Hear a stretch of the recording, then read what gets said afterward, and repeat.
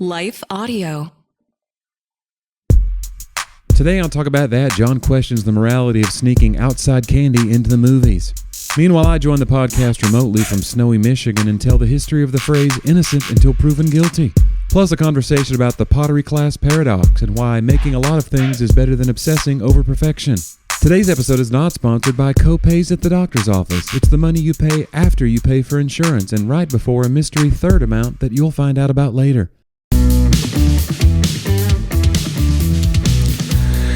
Well, Johnny, it's another remote episode of Talk About That. Me and my buddy out there on the road. I would wager to guess that people are not even remotely interested. Am I right? Well, that's our show. I noticed on the last time we did this that there was every once in a while there's a little glitch. A little like you sound like a robot, like Max Headroom, which I know is a dated Coke reference. can being crumpled at the end of my sentence or something. Yeah, which that's, you were. That's what people want to hear. It just happened right I listen to Sirius Radio, and there's a lot of like professional radio shows that they're still trying to do the Zoom call thing because the people want to have their own home studios and not ever come into regular studios. And it affects whether I'll listen. So listen, if this is an episode that you, our dear listener, decide to skip, don't do that because we have a lot to fill you in on. Yeah, there's a lot. I mean, it's a big show.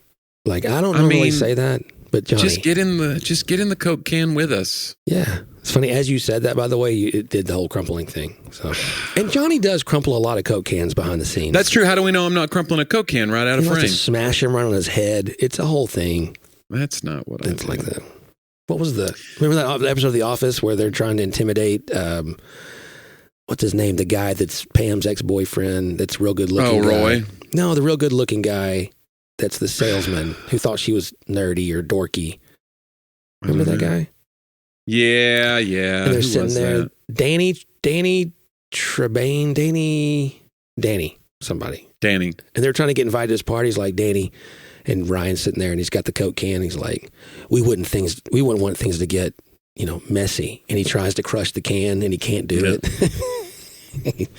That'd be you on your head. That'd Just be knock me. yourself my right head, out. off frame. But that's not what's happening. It's No. okay. We're in not sunny. It's actually very wintry here. Can you see out the window? Can you see it all? What I'm up against That's here? gloomy. It looks pretty gloomy. Oh, I see like a tree with no leaves. Yeah, they had a lot of snow here before I got here Monday. I had a show Monday, and then I have shows Thursday and Friday. So we just stayed here. I don't think you told the people where you are. I'm in Detroit area. I'm right by the airport in Detroit. Right. So you may hear a plane fly overhead here soon, and I apologize for that. Wow. I don't really control the planes. That'd be weird. They will definitely put you on a watch list for that. Yeah, you're not allowed to control planes anymore. No. Unless you're a pilot. Then it's encouraged. Then, we would prefer it. Yeah. Yes, please control this plane and get me where I want to be. But anyway, so we decided rather than go home for a day, then come back on the following day, it's easier just to stay here. So we were holed up like fugitives in a Holiday Inn in Detroit. But yesterday, John, we had a movie day. Oh, wow. We just went to 2 movies in a row. You haven't done that in a long time. I felt like a 14-year-old, except we paid both times, and I wouldn't have done that when I was 14. Right. But it was great. It was like, and we happened to be there at a movie theater that had a $5 Tuesdays. So we got, for first-run movies, recliners, the whole thing. They had recliners, John. They had these ones that were like little cubbies. Like if you pay $3 extra per seat, you can get in these ones that have like a little petition wall and a place to hang your coat, and the recliners have heaters. Wow. We're going all out here. So we opted for that. The popcorn was $75. We're making that kind of coin. We snuck in candy because we're, again, 14. Whoa. They didn't care. Sure. Actually, we went to the gas station next door, the 7-Eleven, and we bought the candy. It was clearly the movie theater kind of boxes of candy. And we go up to, and then she goes, "What movie are you seeing?" Like that. I was like, I go, do you have people that do this a lot that are garbage people that won't pay movie theater? I go, look, if they would just lower the prices to a normal amount, I would pay like $4 for a bag of Raisinets, but I'm not paying $10. Yeah. No, listen, I find that cutting corners and basically lying through cheating. Look, ethically, I think God's good with it. Like, it's fine. But is it cheating? Because it's like they had a rule that said no outside. Like, they don't have that anymore. And nobody checked me. Nobody asked me if I had brought. Right. Nobody asked the question. I think that the key to honesty is that as long as no one asks you directly, then you're good. You know what I'm saying? You're good. This is why I don't tell you everything. This isn't my confession. I don't. Okay, so we did buy a drink, and that was like, whatever, $6. Does that help? Listen, I don't care how much. Listen, sneak all the candy in you want. There's no judgment here. We did buy popcorn. Anyway, we still dropped a lot of money. What were the movies? But what now? What were the movies? We saw, okay, you're going to love this. They were showing for like the 4-day period around Thanksgiving. What Thanksgiving? What do you think of when I say Thanksgiving movie? This is a new movie? No. Oh. Thanksgiving movie. Yeah. Is that Planes, Trains, and Automobiles? Planes, Trains, and Automobiles. Wow. So, and I hadn't seen it it's been over a decade since I've seen that movie. And so we went to that. So great. Still holds up. It's so funny. John Candy, gone way too soon. And it was just such a great movie. So that was awesome. And then we were going to go to a late lunch and then come back for the 6 p.m. show of this other movie, which was the Knives Out sequel. Okay. The big murder mystery, whodunit kind of a thing, kind of a cheeky whodunit franchise that's turned into. Have you seen any of those? Yeah. They're very well done. Yeah. So I was like, okay, we'll go see that. And then we got out of our movie and I go, it's not even 3 yet. I go, this one starts at 3:10. She goes, are we getting ready to go to 2 movies in a row? Because she was like hungry by now for real food, not just snacks. And I go, I don't know how to tell you this, but we're getting ready to see a second movie in a row. So we did. We went out, bought the ticket, and we go back in. And then I said, I'll buy you some nachos. So I bought her nachos, and that staved off. So she didn't bite my hand off. But we watched that. It was great, too. Actually, it's interesting. It's kind of a Christian film. Like Jaron Myers, my comedian buddy, he said that. He goes, this should be nominated for a Christian Film Award. Because it's about a priest who gets put in this really bad parish with this really angry cult of personality kind of, I guess he's a Monsignor, and he's running this church into the ground, but he runs off every new person. He's is a very, angry preacher. This other guy's really trying to stay with it. And so his story, the through line of the story is his story, because he's got this story of grace and how, God found him at his lowest point and everything. And then at the end of it, and of course the detective is a devout atheist. So they're kind of his story. But at the end of it, you're like, oh, this is kind of very there's a lot of Christian themes here. Wow. Actual Christianity themes. I mean, not to be confused with it doesn't have language, or it does have some language, but. Right. Well, no Christians use bad language, so no real Christian. Yeah. Don't get me started. Yeah. And then we hit record. No, but anyway, it's a good one. It's called Wake Up Dead Man.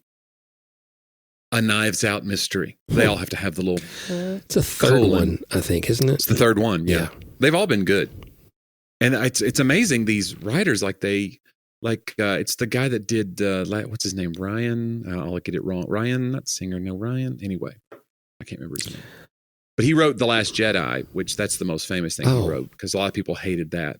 Ryan, hold on. I think he ruined Johnson. Ryan Johnson. with an I. Yeah. Yeah, and they think he ruined that. But anyway, it's amazing. These people that are so prolific, and some of these people are writing 4 or 5 shows at a time, like Dick Wolf with all the SVUs and the Law and Orders.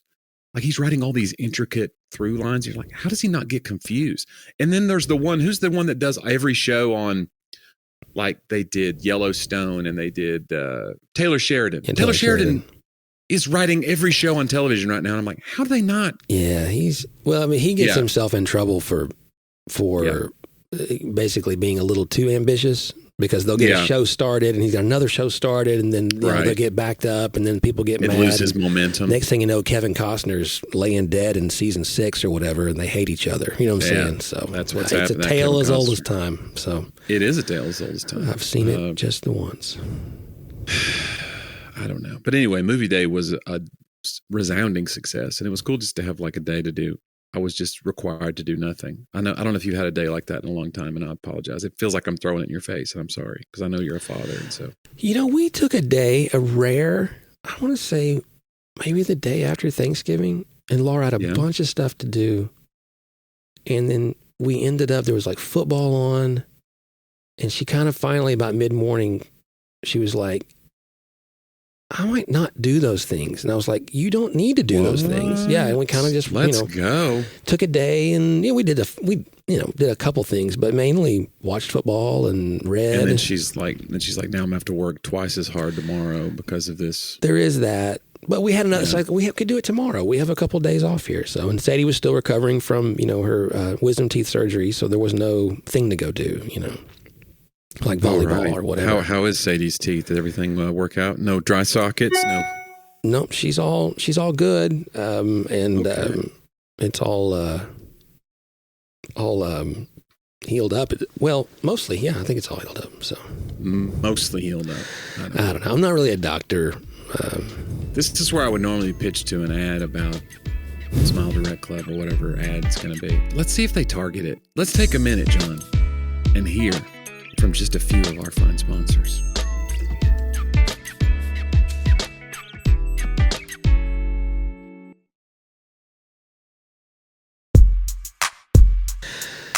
And we're back. We're back. Yeah. Hey, I had something I wanted to read because I thought it was so interesting, and I meant to have it on the last show, and I totally forgot about it. But I don't know if it has anything to do with what your quote's going to be about or anything. It probably doesn't. But it was about like productivity and create. And so I know we have a lot of people who listen to the show who are either creatives or maybe I don't know. But I thought this was so fascinating. And it's one of those things where when you read it, it makes sense to you, but you also don't necessarily live that way. You know what I mean? Yeah. Sometimes the Bible that way. Oh, that makes sense. And why don't I understand? I know it in my head, but not in my heart, kind of a thing. Mm. And so, anyway, this is from an Instagram account. There's a guy named Daniel Pink. I think he's a author speaker. He said, "Here's a simple experiment that will change how you think about mastery forever. A ceramics teacher," maybe you know this story, "a ceramics teacher once split her students into two groups. One group had to create a perfect pot. The other had to make as many pots as possible. Quality did not matter for them, but by the end, something strange happened. The best pots came from the quantity group. They stopped overthinking. They learned by doing. Most people fail to master skills because they chase perfection. They polish instead of practice. They hesitate instead of try. Whatever you're learning, whether it's writing, filming, or anything else, do not aim for perfect. Aim for more. This is the Pottery Class Paradox because quality does not come first. Quality comes from quantity." And I was like, oh, wow. And I think I know that from like, obviously in my culture, comedy culture, it's about open mics and it's about daring to try something. Like the worst joke in your notebook is better to try than the best joke that you've said 1,000 times that gets a laugh. Like if you're an open mic and all you do is only the stuff that works, like you learned nothing. But I had never really put two and two together. Like, yeah, if you're trying to make a perfect pot, you're still going to be better by not just sitting and being like overthinking that one pot. Make 1,000 pots and you'll still end up with better pots than the person who was the overthinker. I thought that was just, I don't know. I don't know what your take is. I had that. I completely ascribed to that. I had to tell an author I'm working with the other week, and that's why people will hire me sometimes, is that daunting task of the quantity, of words, but they're obviously wanting them to be the highest quality. And we're in 20,000 words into a 60,000 word manuscript, and that's almost a third. Yeah. And, he was like, doing what people do and what I will do sometimes on my own stuff. It's funny. I do it better for others than myself. But I finally told him, I said, he wanted to go back and kind of start changing some things in the stuff we'd written. I said, listen, this is why you need me. I'm telling you, we're not going to do that. Like, we're going to forge ahead and get to our 60,000 words. And then we can move everything we want to around on the board. But we're going to get it all down. Yeah. And he was like, so if somebody wants to stop and correct as you go, you now put your foot down because you've done it enough to where you have a little bit of leverage now. Well, it's just, it's one of those. Would you do that if it was like a high-end client, though, that was like had a lot of pedigree? 100%. Would you still do it? Well, I mean, I didn't like force him. We could still do whatever he wants to do. He's the boss. I was just like, listen, though, trust me, this is not what you want. And the reason is, and I always tell him, look, your creative brain is different than your editing brain. It just is. And if you're trying to get things perfect and polished, I loved how he said polished, versus practice.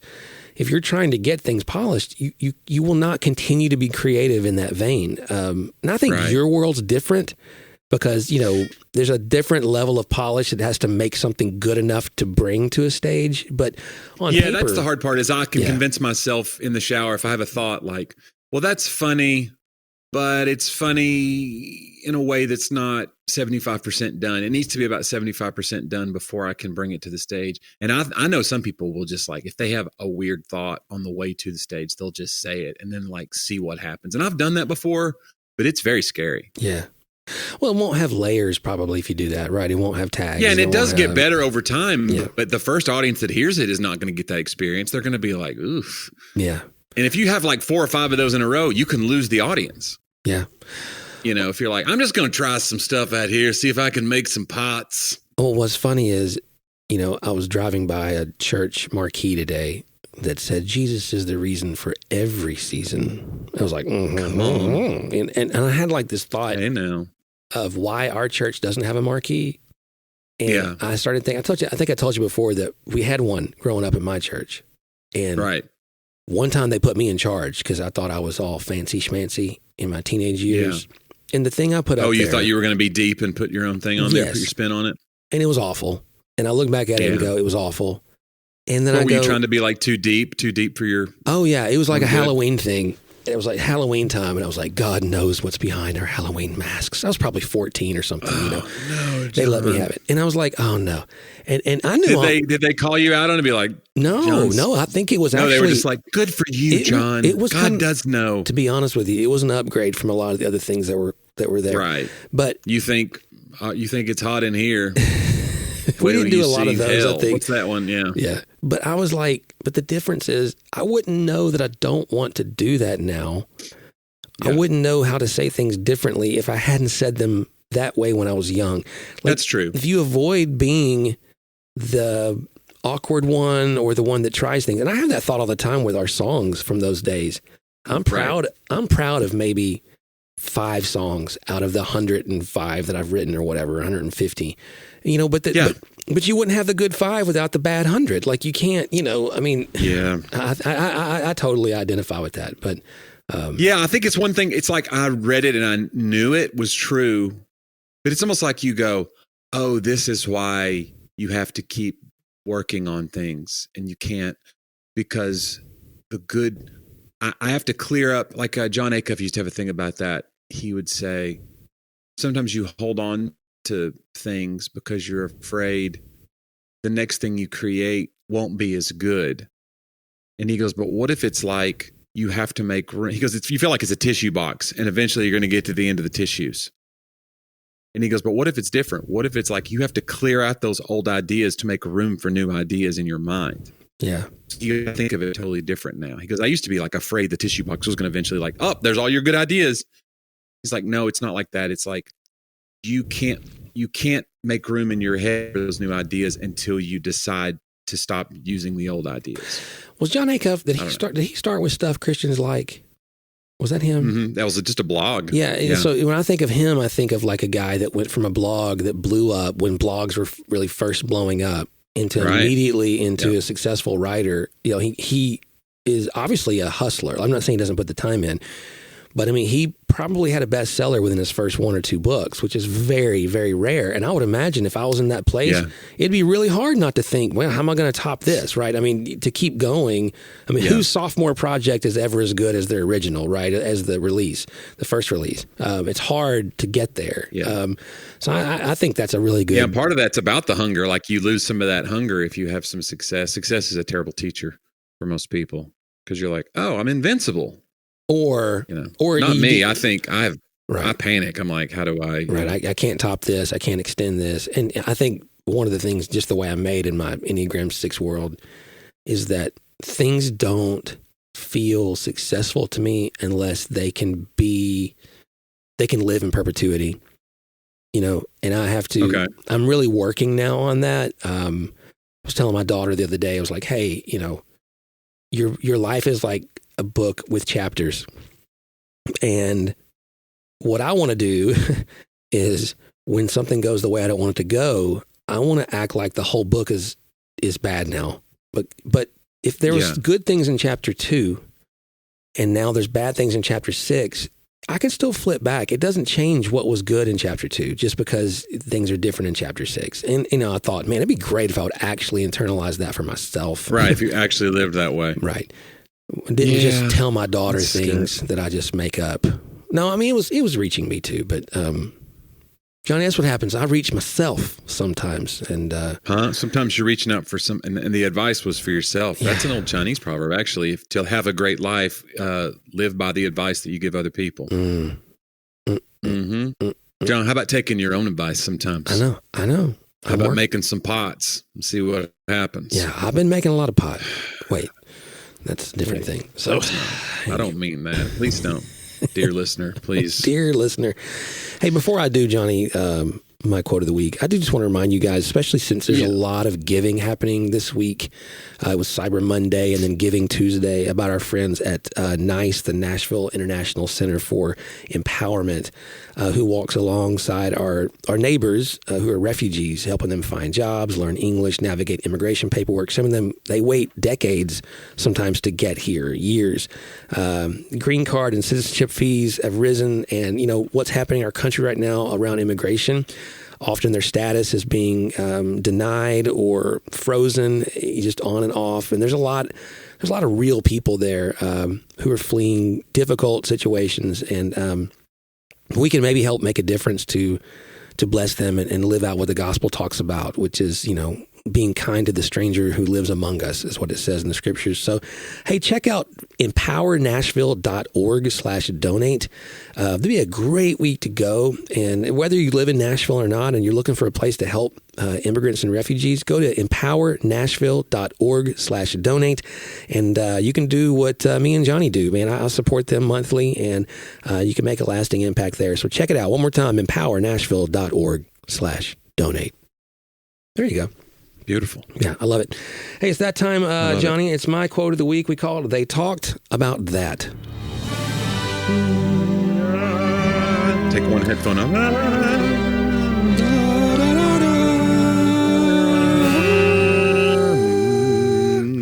I don't know how that was over the interweb. It's remote, so you can't expect those notes to be perfect.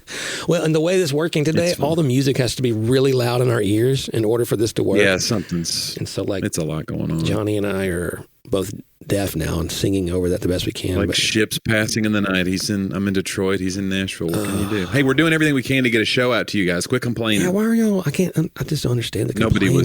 Nobody was complaining. Everybody's been pretty supportive. Hey, listen, I have no qualms just continuing with Clive Staples. I'm not going to worry about it. I just like it. But this one, C.S.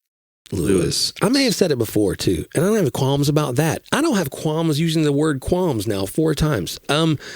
He says he's actually writing to Genia Goals, or Genia, I don't know, on May the 15th, 1952. So this is in his collected letters. So this is not in a book. This is in his letters written, which I think are really fascinating because he got a lot of people writing to him, and he wrote back. I mean, it was amazing. He says, it is quite right. And she's saying that she has had this experience, that she felt something, like a spiritual experience. And she talked about it being terrific, and she felt, quote unquote, glowy. And so I think about our sort of charismatic background, Jonnie, some of that we would understand, right, what those things mean. And he says, it is quite right that you should feel that something terrific has happened to you, because it has, and you should be all glowy. Accept these sensations with thankfulness as birthday cards from God, but remember that they are only greetings, not the real gift. I mean, it is not the sensations that are the real thing. The real thing is the gift of the Holy Spirit, which can't usually be, perhaps not ever, experienced as a sensation or emotion. The sensations are merely the response of your nervous system. Don't depend on them. Otherwise, when they go and you are once more emotionally flat, as you will certainly be quite soon, you might think that the real thing had gone too, but it won't. It will be there when you can't feel it. May even be most operative when you can feel it least. Man. Again, it remains. And this actually why can't you write letters like that? Why can't? Or anything really like that. Never write me letters. That came up in a conversation with one of our staff members yesterday. We were just hanging out after staff and talking for a long time about a lot of different theological things and questions. And, I think people really struggle to know when they doubt. And he said something that's not his, I think, but it really stuck with me. He was like, the opposite of faith is not doubt. The opposite of faith is certainty. And I thought, wow, that's really, I forget who said it or whatever, but we think doubting is a problem to faith. It's really not. It's when you're certain that that it's a problem, because doubting comes along with faith. Anyone in Scripture who ever had it. And I think that this idea of what we feel from God, and I can't tell you, and you and I, Jonnie, worked in youth ministry together for so long, how many young adults and youth would say, hey, I felt something and now it feels different. And I spent a lot of my time trying to help people. And I remember as a teenager, I really, really struggled with it myself. Maybe God's distant. Maybe I've done something different. And I think I still struggle to some extent. It's more not just a feeling I get now. It's more like, well, if I feel low or things are struggling, I still have that instinctive thing that comes to me that says something must be wrong. But I think, Lewis reminds us that God is always operative, and maybe when you feel him the least. And that is so, I think, helpful. And he's saying, hey, welcome those things. Like, don't throw them out. Yeah. And they're amazing, but they're not the substance, right? They're the package. Right. And that God does deal with your nervous system. Thank God that he does. That's a part of it. But that he won't always. And then if you depend on that, and that's what I think is so helpful, if we depend upon the emotion or the feeling or the sensation of something with God. And I think that could even go into like moments when we're either hyper vigilant or hyper focused on a certain cause, like we have this great enthusiasm about it. And when that enthusiasm wanes, which it inevitably will, we may think, oh, well, that doesn't matter anymore. Maybe I'm not called to that anymore. And we kind of allow ourselves, I think, to follow those emotions, but to realize, hey, if something is good now when you feel it, it is still good when you don't. If God was faithful when you felt him, God is still faithful when you don't. And I'm reminded of that scripture. Yeah, TD. Go ahead. No, you're good. No, I was going to say, go ahead. I was going to say TD Jakes had a sermon one time, and he said that people said that all the time, like it feels like God's far away, and I'm going through this trial. And he said he would tell people, like, when you're in school, your teacher is always quietest during the test. I always think of that. Oh, wow. Your teacher's the quietest when you're taking a test. Wow. Doesn't mean he's still not teaching. It doesn't mean he's not available. It's just you're in a test. And I don't know. Yeah, I remember my youth pastor told me when I was like 15, I was struggling with this. He said, if when you're teaching a little kid to walk, you have to eventually let go of their hand, know, but it doesn't mean you're not right there. It doesn't mean you're not watching, helping, ready to catch. It just means you might not feel the hand the same way you did because you're learning. Oh, that's good. To walk without that. And I think learning to walk without feelings may have been the most important practical, for a Pentecostal kid growing up, the most important practical thing that has helped me sustain faith, because I stopped waiting for them as evidence of something or evidence of nothing and began to lean into Scripture. It's one thing to like, it's one thing to be like, oh, this is great. I mean, I've had worship experiences before where you're with this big group and there's something to corporate worship, and I think it's important. But yeah, if that's a sustaining thing in your life, that if it's not there, you can't have a relationship with God, I think you're setting yourself up to feel distant forever. Yeah. You're gonna depend on that. It's almost like a dopamine rush that you're depending on. Oh yeah. It's constant disappointment because the feelings will inevitably continue to shift as much as they do for everything else in your life. Someday you want to go see a movie all day. I mean, Jonnie does that all the time. I mean, if I had a dime for every time Jonnie spent a day at the movies, anyway, I'm glad you got to do that. There's back in the old days when I worked. Yeah, it was good. And, but listen, it had its time. And now we're back to work. We're back listen, I'm here in this hotel room doing my job because for you people. And you don't even appreciate it. Because I love you people. Oh, man. No, they don't. John, if they wanted to hear more episodes of the show, where would they go? They go to talkaboutthatpodcast.com. They have a lot of episodes there, Jonnie. Like you didn't know. Like you didn't know. You were like, I'm not really sure. Did you know there's almost 400 episodes there now? Yeah. 400 episodes. And you can send us a note. Hello. Speaking of letters that we may get, we won't be as flowery as Clive Staples Lewis when we respond, but sometimes we respond, and you can send that to hello@talkaboutthatpodcast.com. We love hearing from you guys. You're the best. Let's move into my segments, John. Let's start with my old jokes. It's called Joke About That.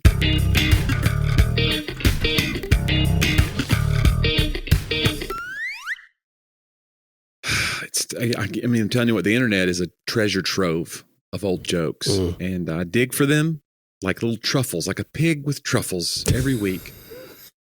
And sometimes it's good. Sometimes I go, I've never heard that one. And this is such an occasion, John. A Chinese doctor moved to the U.S. and couldn't find a job at a hospital, so he opened a clinic, put up a bold sign that read, "Cure any disease for $20. If you're not cured, get $100 back." One day, a clever American lawyer saw the sign. This looks like a scam, he thought, but maybe I can make a quick $100. He walks in feeling confident. He says, "Doctor, I've lost my sense of taste." The doctor says, "Nurse, box 22, 3 drops in his mouth." The lawyer said, "Ugh, that's kerosene." Doctor says, "Perfect, your taste is back. That'll be $20. A few days later, the lawyer came back. "Doctor, I've lost my memory. I can't remember anything." Nurse, box 22, 3 drops. "Wait, that's kerosene again. Wonderful, your memory's restored. That's $20, please." Still determined, the lawyer tried one last time. "Doctor, my eyesight is failing. I can't see a thing." "Ah, sorry, no cure for that. Here's your $100. The doctor handed him a $20 bill. The lawyer squinted. "Hey, wait a minute. This is only a 20. Fantastic. Your eyesight is back. That'll be $20. Yeah, that's good. That's a good one. Never heard that. John, a businessman, was driving through rural Louisiana when he came to a small town called Chatagnier. He was trying to figure out how to pronounce it, and when he stepped in for lunch, his curiosity got the better of him. At the counter, he spoke to the cashier and said, "Excuse me, can you please tell me where I am and pronounce it slowly so I can get it?" "Sure," said the cashier, then continued, "Burger King."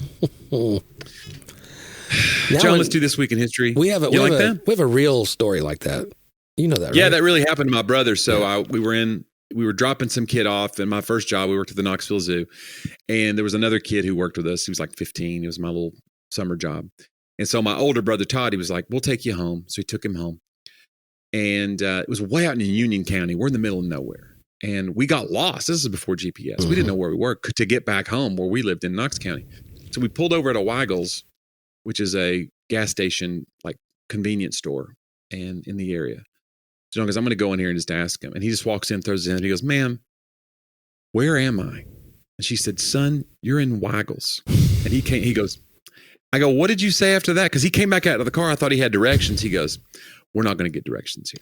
I think he just knew like this isn't our day. Yeah. "Son, you're in a Weigel's." That's great. John, let's move on. This Week in History. We call it Talk About Then.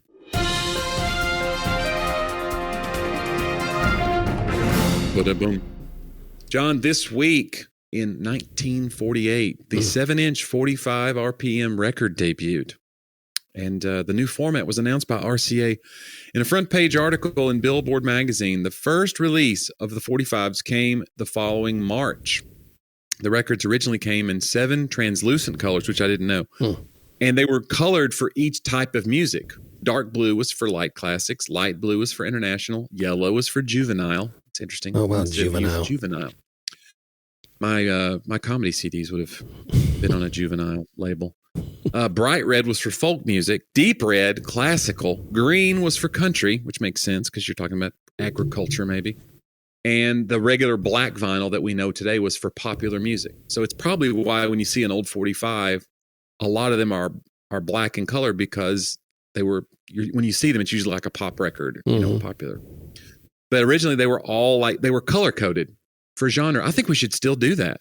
I like it. Yeah, I mean, although you couldn't do it with digital files, I guess. I don't know. Be a lot of colors, a lot of genres now. But that's true. Too many genres. I'm jazz, fusion, folk. Yeah, I'm hip hop, country. I think me and you should find some obscure genre or start one that we're the only ones. Just because you think it'll be easier to rise to the top? Yeah, we could be nominated for a Grammy in that category because we're the only ones, you know? Oh, that's true. It's a good idea. Yeah. Good call there. That's basically how people do that's how they do the world records. Sorry, what's it called? I've lost my... Oh, right. They just find something that there's, Guinness. Guinness, thank you. They just find something that's like sitting in a chair on a Thursday for the longest or whatever. Yeah. You know, you just which is what we're doing today. Find a niche. Although it's Wednesday. Yeah. But when you listen to this, it's probably Thursday. John, the presumption of innocence and reasonable doubt made its debut this week, 1770. Future President John Adams, in his opening comments for the defense of 8 British soldiers accused of murder after the Boston Massacre, said that many guilty persons should escape unpunished, that one innocent person should suffer.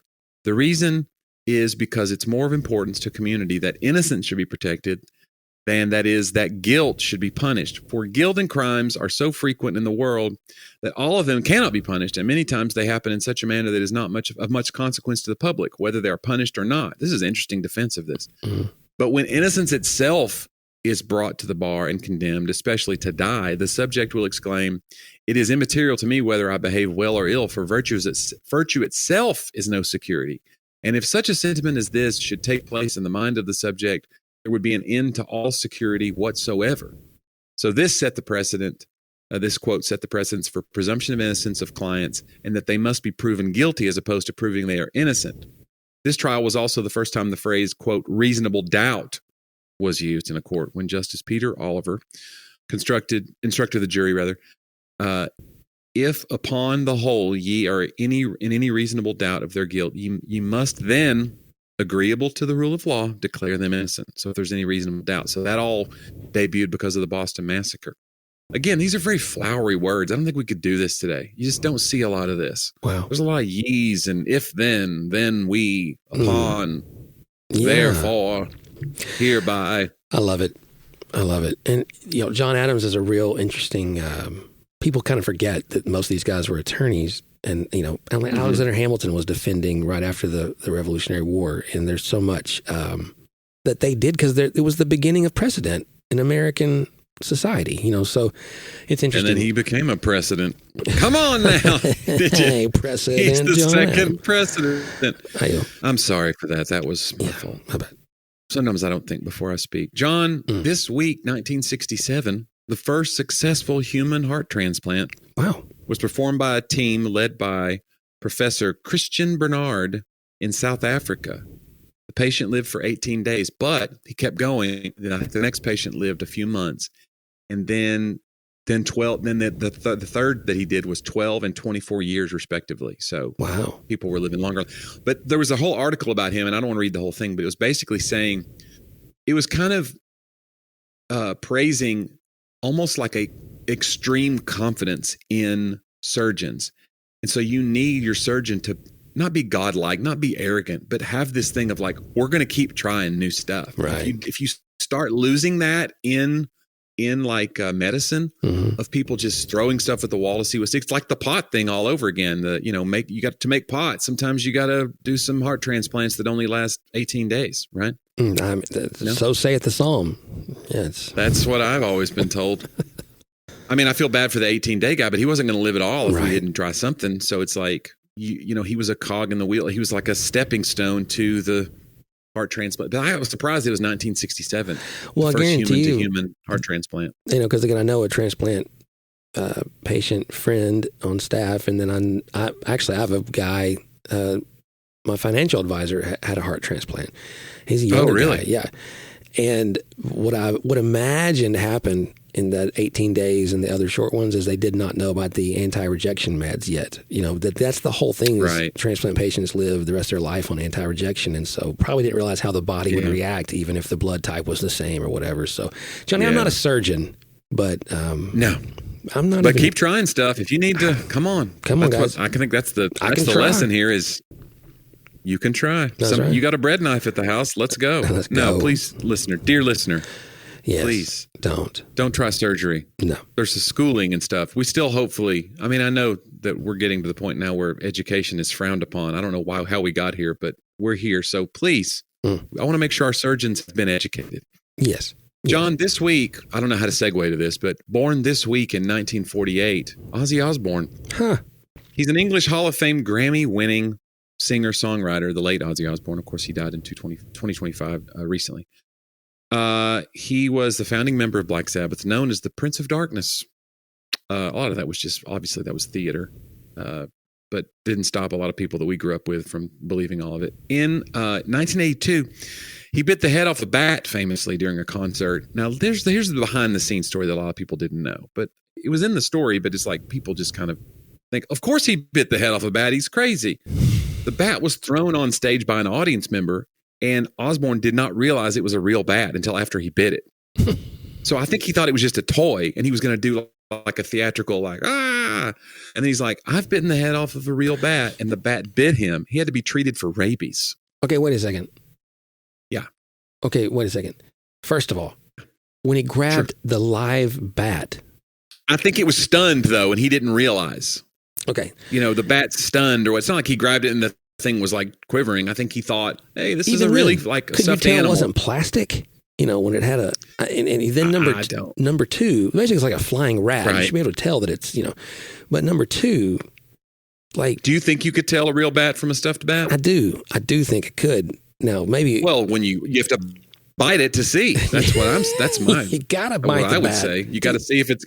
Yeah. And number two, then the bat bit center him before he bit it? Evidently, as he was biting, or maybe they just did it as like you've been in contact with this bat's fluids now. You need to just go get rabies injections. It's like they bit each other at the same time. He had to be. Won't that? Oh, sometimes, gosh. Listen, sometimes you think you're biting the bat's biting you. Come on, man. You need to be careful out there. Yeah. Or you can just not bite bats. I think the lesson here is don't bite bats. Yeah. And to be clear, we don't endorse even the theatrics of the Prince of Darkness.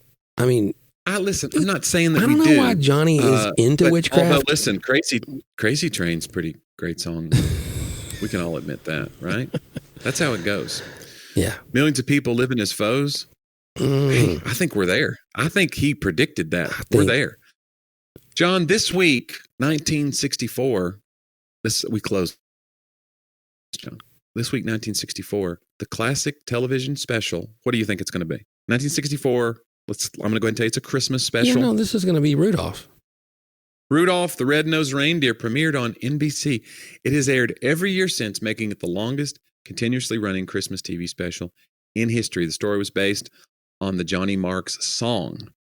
So they took a song. It's kind of interesting adaptation because you got to take a song and make it into a whole. You got to make characters around it. You got the Island of Misfit Toys, all the stuff. The Dentist's Kid, is that the one? No, that's a different one. Is that the one? The Abominable Snowman? I can't remember. That's Frosty. I don't know what's going on. Anyway, I think the Island of Misfit Toys was Rudolph, though, right? That was Misfit Toys. It's been a minute since I've watched it. Anyway, Rudolph the Red-Nosed Reindeer, which was itself based on the poem of the same name written in 1939 by Mark's brother-in-law, which I did not know. So he wrote a song based on a poem that his brother-in-law, Robert L. May, wrote. Mark specialized in Christmas songs. This is my favorite part. Even though he was Jewish.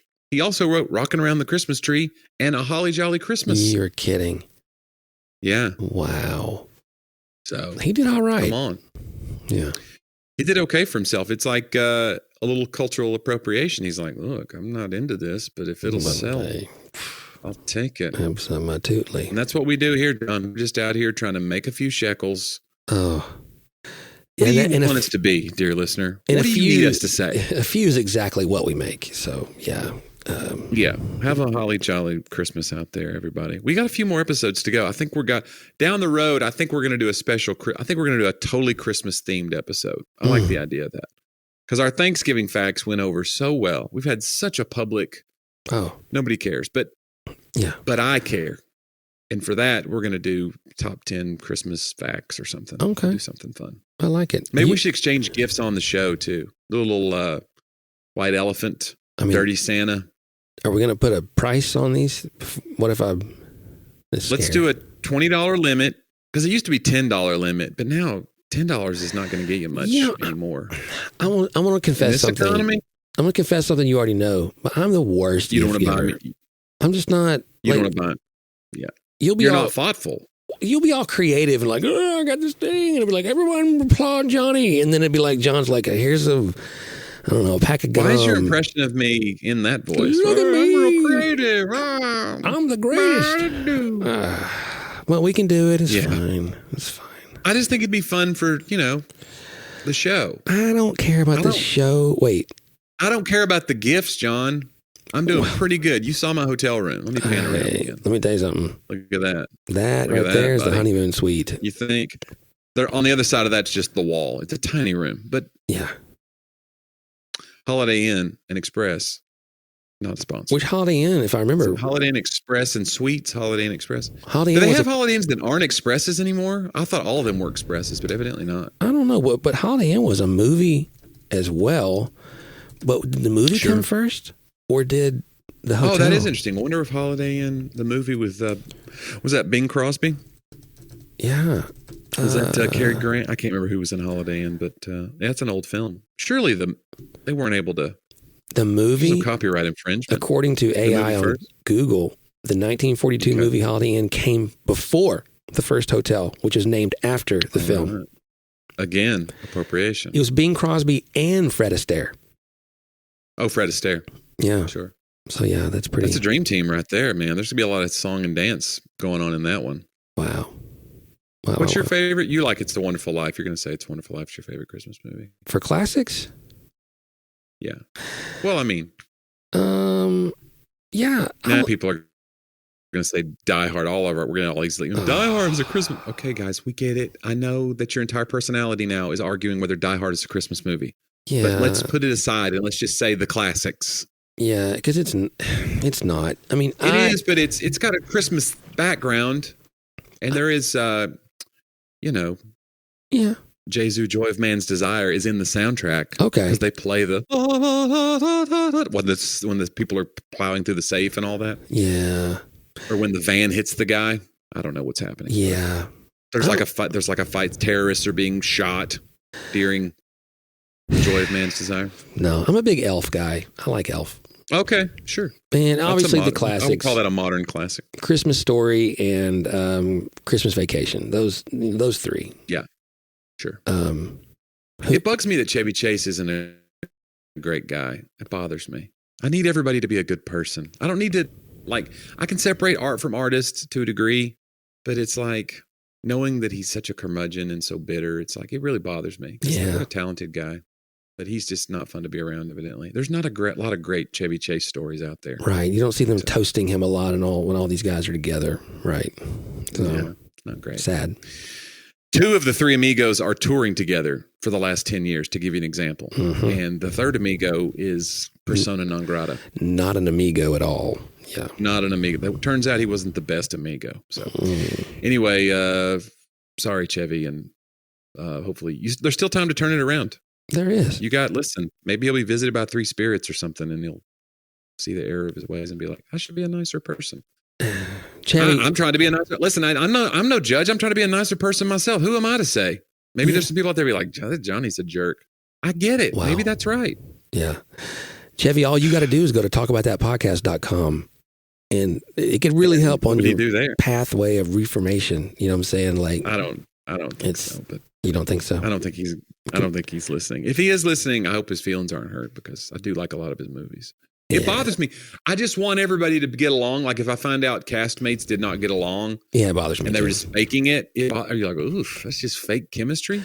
Like I loved the show Castle, and I don't know if it's true or not, but I heard that because they're like this very romantic, male female lead, and that they didn't get along, and that really bothers me because they were so. Mm-hmm.